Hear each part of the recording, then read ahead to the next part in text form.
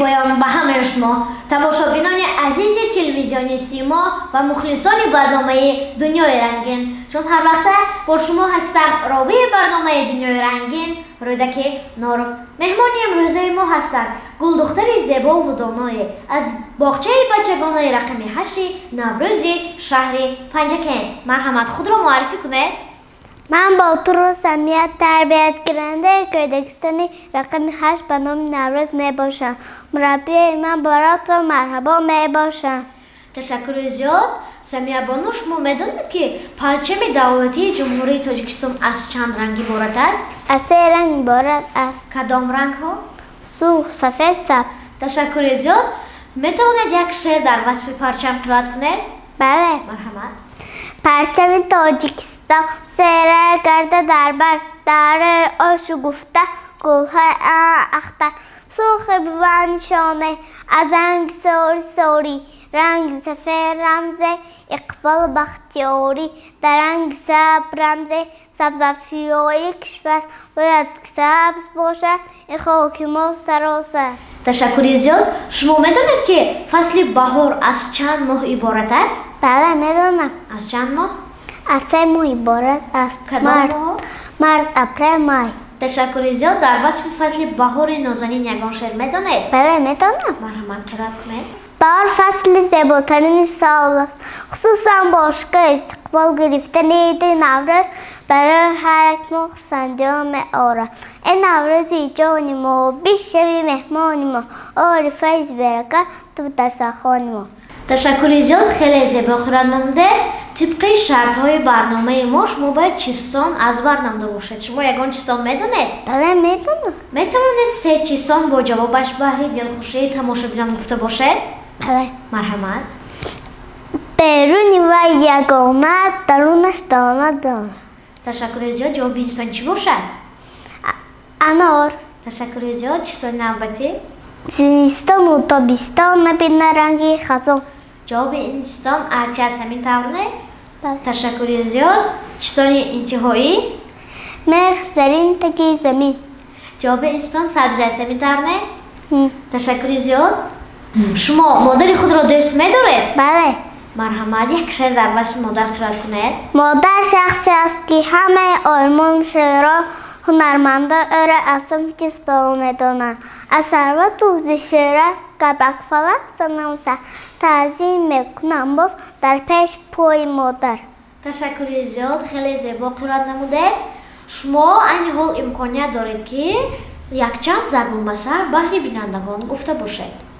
از آدم بیکار همان بیزار، عالم بیعمل زنبیر بیعصا. این خواهد تکرار کن.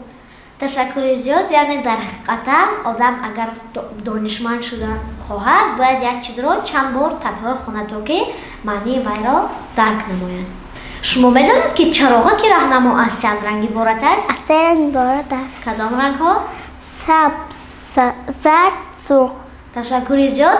در وصف چراغک راهنما یگان شعر میدانید؟ بله میدانم. شهری کلان شهر ما پوری ماشین کوچه، چه کده گذاره بچه ها رقت بچه ها، سرخش میگوید دیستا گذارن ماشینا ها، سبزش تگیره دگه با گذاشتن تیار شد، سبزش تگیره دگه مرحمت دکون گذار. تشکر زیاد. یعنی در رنگ سبز چراغک ما باید از راه گذاریم همین طور نه؟ تشکر زیاد. شما کتاب خوندن را دوست می‌دارید؟ بله. احسن. میتوانید در وصف کتاب یک شعر قرائت کنید؟ کتاب اگر بخوانی محبوب همگانی، هر مشکل پیش آید اصلا تو در نمانی. آفرین. شما میدانید که وطن عزیز ما چی نام دارد؟ تاجیکستان. تشکر زیاد. در وصف وطن عزیزمان تاجیکستان یگان شعر میدانید؟ بله. مرحمت. آن را قرائت کنید. وطن وطن وطن جان برای ما تن و جان، چون بدر و چون مادر ما را گرفته در بر، آزادی مبارک آبادی مبارک. تشکر زیاد. سرور دولت جمهوری تاجیکستان کیست؟ سرور تاجیکستان امام علی رحمان. تشکر زیاد. در وصف این ابرمرد بزرگ یگان شعر میدانید؟ بله. مرحمت. قرائت کنید. امام علی رحمان سرور تاجیکستان مختا دلسز پیرو جوان همدستانی که دکن ما سرور عادل پاینده تاجیکستان به قدم گذاره به فردای درخشان. تشکر زیاد، خیلی زیبا قرار نمودید. میتونید یک شعر دیگر در وصف وطن عزیزمون تاجیکستان قرار کنید؟ تو زیبا دلروای تاجیکستان، مقدس بحر مای تاجیکستان، مکانی آب زرهم کانی مادر بزرگ تو رهنمای تاجیکستان. تشکر زیاد، احسن به شما. برای آمده در برنامه ما شرکت ورزیدنتان میnnتداری بیان میکنیم و میتونید در فرجام برنامه یک شعر در وصف باغچه عزیزتون قرائت کنید؟ ما غنچه هایی با من پرستیم، این باغچه نو بادا پرستیم. بابا جان شما جلو جان شما دفع بکردیم این باغچه بر ما. بابا جان شما جلو جان شما دفع بکردیم این باغچه بر ما. اصلا بگویم بابا جان از جان پیروی شما هستیم که دکن.